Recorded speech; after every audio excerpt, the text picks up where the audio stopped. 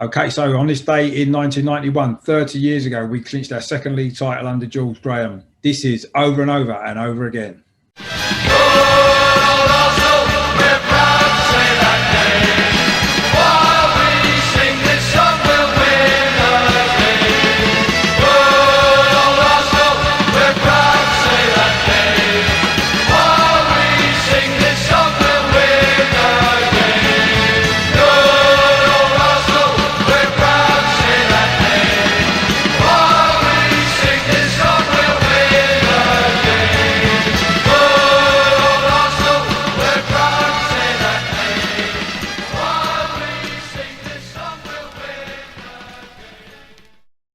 Hello, my name is Richard. Welcome back to my channel, Over and Over and Over Again. In this video, I'm going to look back on this day, the 6th of May, 1991, when we clinched our second league title under George Graham, the second league title I'd seen us win following 89. This was, of course, a magnificent season for Arsenal. We lost just one match in the league over 38 games. Almost invincible was what it was called, and it was very, very close to being that, wasn't it? I'm just going to look back briefly on the whole season, also on this particular game against Manchester United, where we did seal the title. Just before I get into all that, and make sure that you are subscribing to my channel. So if you enjoy what I do, you like some content including history of the club as well, please click on the subscribe button down in the corner there. It is free of charge. It helps the channel to reach a larger audience. Also as well, if you've enjoyed this video, please give it a like, and if you've got any comments at all about this particular season, were you there at Highbury that night, what are your memories from the season, please drop me in the comments box below, because it is always great to hear from you guys as well. So, of course, back in 1991, pre-Premier League days, football was on ITV, and they were desperate to try to recreate the drama that happened in 1989, of course, the last game of the season when we'd won the title at Liverpool. So they were moving the kick-off times and kind of doing what Sky are doing now to a lesser extent. And it kind of ruined a little bit for me the end of the season. But on this particular day, Bank Holiday Monday, the fixtures had worked out where Liverpool were away at Nottingham Forest. We were at home to Manchester United. Both teams had 2 games to play. We were actually 5 points clear. So what it meant was, if Liverpool didn't win their game at Nottingham Forest, we would be crowned champions before our game against Manchester United. Now, personally for me, I would have preferred it if we'd actually needed to get a result against Manchester United. It would have made it far more exciting. So I was actually slightly disappointed when watching the game in the pub near the ground when Liverpool actually lost 2-1. It was a goal from Ian Wone that won that for Nottingham Forest. And of course, there was a massive party in the streets around Highbury, but I still felt a little sense of anticlimax, perhaps. You know, I'd loved us to have beaten Manchester United, especially as it was Manchester United as well. But we'd won the league, and at the end of the day, you've got to be happy about that.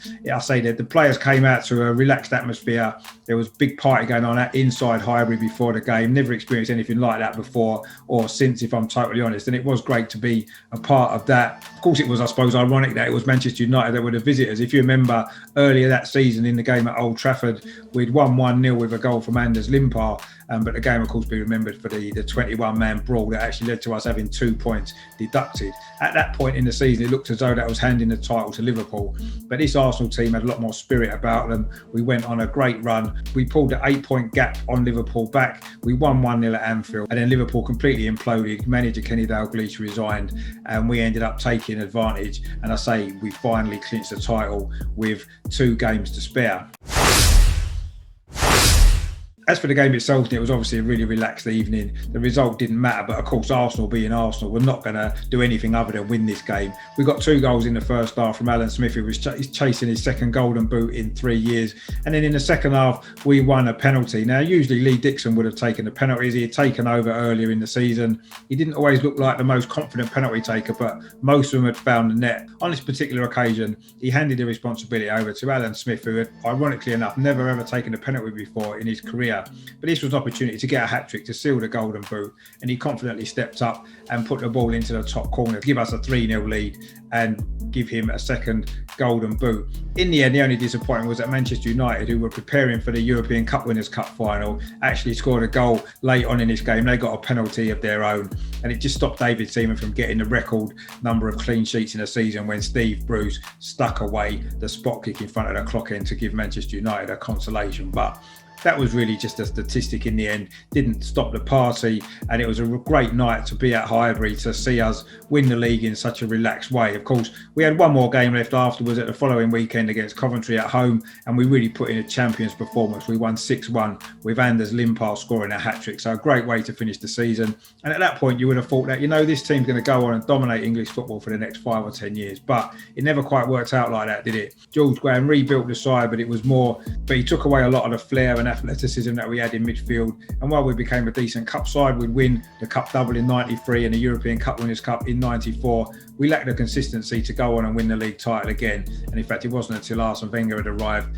later in the decade that we would again be crowned league champions. So that's my little look back there on this day in 1991, 30 years ago. How time flies. A great night that was to be an Arsenal fan. A great season as well. I say one of the greatest seasons in our history. Just one defeat in the league. That was at Chelsea. Of course, we should have won the double actually, shouldn't we? 20 years after the original double. We got to the FA Cup semi-final. The first FA Cup semi-final ever to be played at Wembley. And of course, we faced the old enemy from down the road. But the less said about that game, the better. It certainly wasn't a great day, that was it, for Arsenal. We ended up losing 3-1. And Tottenham did go on to win the FA Cup, their last major trophy, if you discount 2 League Cups that they've won since. But nothing can really distract away from a magnificent season for Arsenal, almost invincible. That game at Chelsea still wrangles with me because we shouldn't have lost that game, should we? We had a few injuries that day. It was coming between several FA Cup replays against Leeds, which we ended up winning, but maybe that cost us the opportunity to go through the season unbeaten. But only one defeat, magnificent effort, and a great team.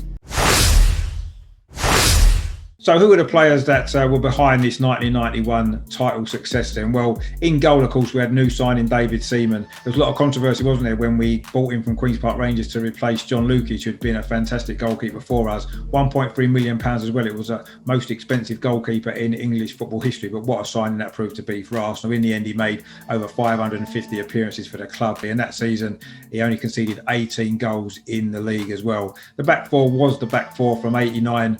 Lee Dixon at right back, of course, who you can see in the picture behind me. Nigel Winterburn was at left back, and the 2 centre backs were Tony Adams and Steve Bold. That summer, we'd actually spent £1 million on Andy Linnigan, a central defender from Norwich, as cover, with David O'Leary reaching the end of his career. And Andy Linnigan had to come in and play a few games, didn't he, in the new year, when Tony Adams spent a short spell in prison for a drink driving offence, and Andy Linnigan had a decent enough season as well. In midfield, there was a few changes from 89 actually. Paul Davis was back, having missed a large chunk of that season. What a great season he had as well. Fantastic player he was for Arsenal, fantastic servant, very underrated. He was partnered initially by Michael Thomas, who maybe lost his mojo a little bit during the season, and in the end he was replaced by the more workman-like David Hillier, who actually did a good job in the run into the season. David Rocastle had started on the right-hand side, but injuries had cost him the opportunity to really push on this season. Actually, in the end, young Kevin Campbell, again you can see behind me in the picture, he came in on that right-hand side and scored a lot of goals in the running as well. On the left was, of course, Anders Limpar, another new signing this season from Cremonese in Italy.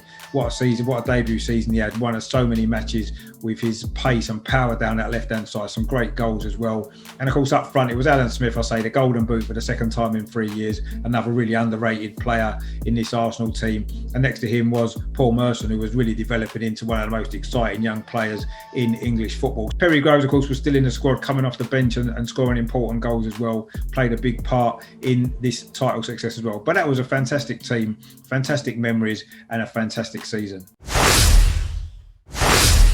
That's my little look back there on 30 years ago today when we clinched our second league title under George Graham. The second league title I've been fortunate enough to see us win, and the first time we'd actually won it at Highbury since 1953. I say for me, I was a little bit disappointed that we didn't have to actually win the game to seal it. I think it would have been slightly more exciting, but it was a great party atmosphere, a great night, and certainly one of the best that I've experienced in all my years at supporting Arsenal. Stay tuned to the channel because obviously there's a lot of great stuff coming up, including the watch along tonight of the big semi-final. I wanted to do this video as well to help ease the nerves a little bit, remember some great times, and hopefully we can recreate some of that tonight in the semi-final. But it's going to be a tough game, we know that. But I'm going live with the watch along 7:45, so please join me for that, with the build-up and all the emotions of the semi-final. I'm sure it's going to be tense, and you might well see me crying with either happiness, hopefully, or possibly disappointment, but we'll see how that goes. That's going on live at 7:45, and then tomorrow I'll be doing a review video looking back on the game, hopefully looking back on a great semi-final victory, but we'll see what happens with that. So loads coming up on the channel. If you haven't done so already, please get hit the subscribe button down in the corner there.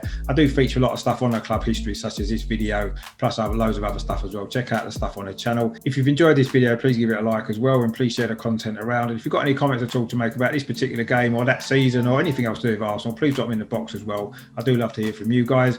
And don't forget the live watch along tonight, 7:45. Please join me for that. Really looking forward to bringing you coverage of the biggest game that we've had for a number of years, isn't it? Everything's riding on this. So important. Can we turn around that 2-1 deficit? Of course we can. We're the Arsenal.